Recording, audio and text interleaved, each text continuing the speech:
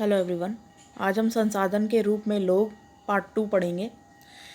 किसी भी अर्थव्यवस्था के क्रियाकलापों को 3 प्रमुख क्षेत्रकों प्राथमिक, द्वितीयक और तृतीयक क्षेत्रकों में वर्गीकृत किया जाता है। प्राथमिक क्षेत्र के अंतर्गत कृषि, वानिकी, पशुपालन, मत्स्य पालन, मुर्गी पालन और खनन और उत्खनन शामिल है। द्वितीय क्षेत्र में विनिर्माण शामिल है और तृतीय क्षेत्र में व्यापार, परिवहन, संचार, बैंकिंग, बीमा, शिक्षा, स्वास्थ्य, पर्यटन सेवाएं इत्यादि शामिल किए जाते हैं। तो अभी हमने अर्थव्यवस्था के 3 क्षेत्रकों के बारे में पढ़ा था, प्राथमिक, द्वितीयक और तृतीयक। अब ये तीनों क्या क्या होते हैं देखो। इसी चीज़ को आप 10th में और भी मतलब वर्णन, एक्सप्लेन और भी ब्रॉड लेवल पे पढ़ोगे, ठीक है। तो यहाँ पे देखो, फर्स्ट जो क्षेत्रक होता है अर्थव्यवस्था का, वो होता है जो सीधे भूमि से जो चीज़ें निकलती हैं ना, उनसे रिलेटेड, जैसे कि कृषि हो गया।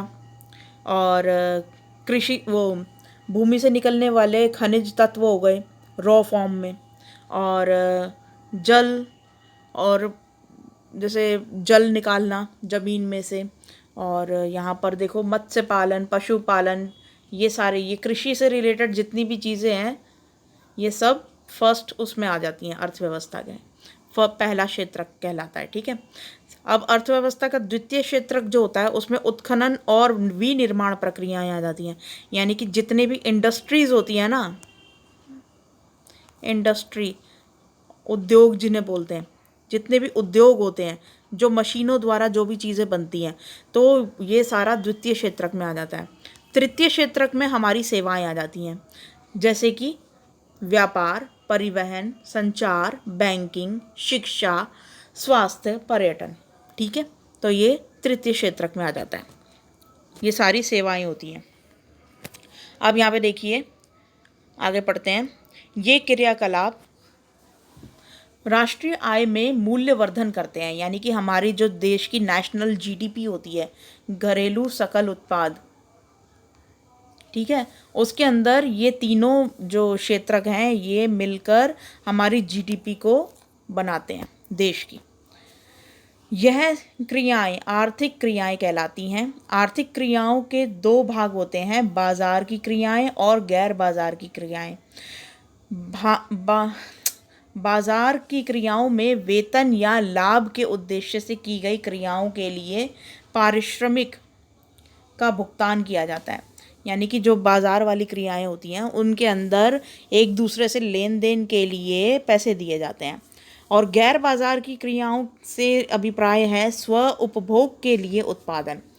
तो गैर बाजार की क्रियाएं मतलब कोई भी चीज़ आपने अपने लिए बनाई तो उसे गैर बाजार की क्रियाएं बोलते हैं।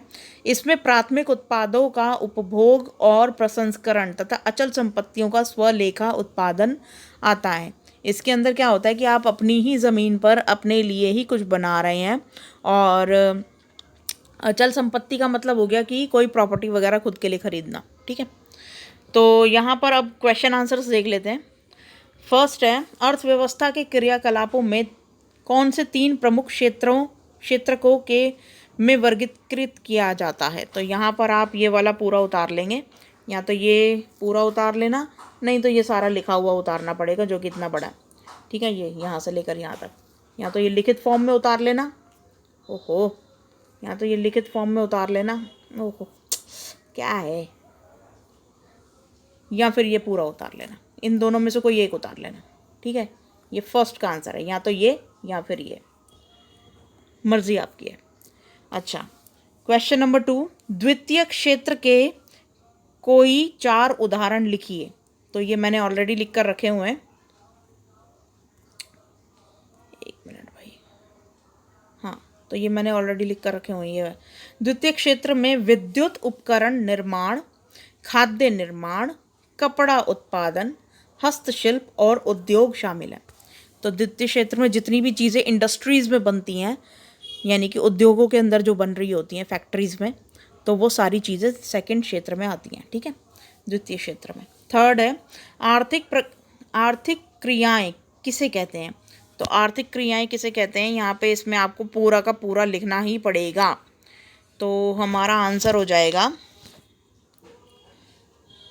आर्थिक क्रियाकलापों में। अब वो ये देखो, यहाँ से स्टार्ट करना पड़ेगा सारा आंसर, और मैं इसको थोड़ा छोटा कर रही हूँ अब, क्योंकि आंसर काफ़ी बड़ा है ये थर्ड वाले क्वेश्चन का।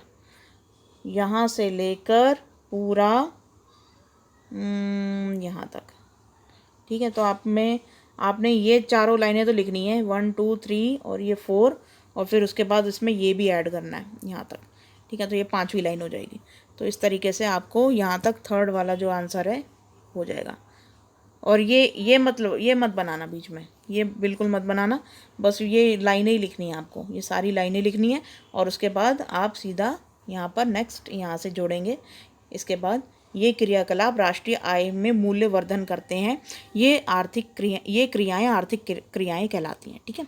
तो इस तरीके से आप आर्थिक क्रियाओं को डिफाइन करेंगे कि इसमें 3 क्षेत्रक होते हैं, प्राथमिक में ये होता है, सेकंड में ये होता है, और थर्ड में ये सारी चीज़ें होती हैं, और ये सारी क्रियाएं जो होती हैं ये आर्थिक क्रियाएं कहलाती हैं। तो ये थर्ड का आंसर हो गया। फोर्थ क्वेश्चन देखिए, ऊपर दिए गए चित्रों में 3 प्रमुख क्षेत्रकों की पहचान कीजिए। तो इसको आपको लिखना नहीं है क्वेश्चन को, सिर्फ आपको पहचान करनी है।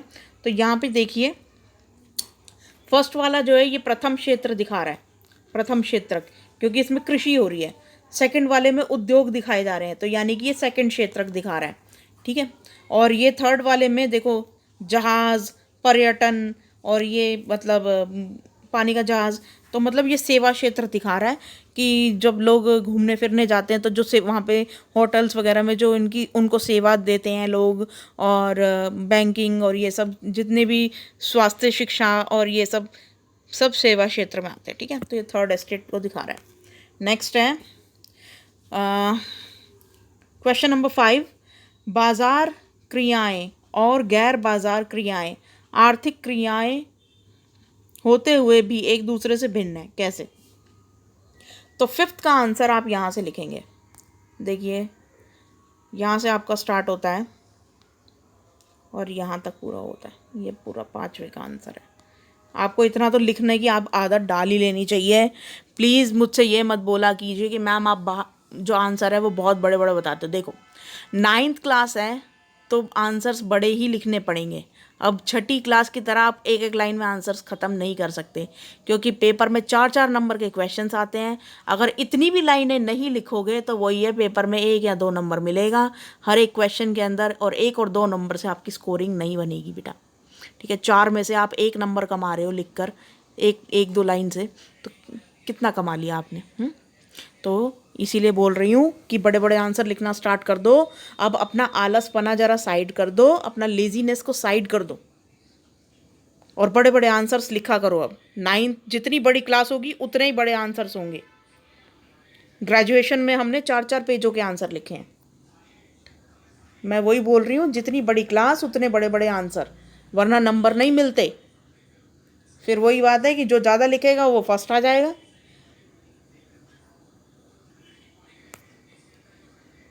आज की वर्कशीट में बस इतना ही था, कंप्लीट हो गई है वर्कशीट। Thank you.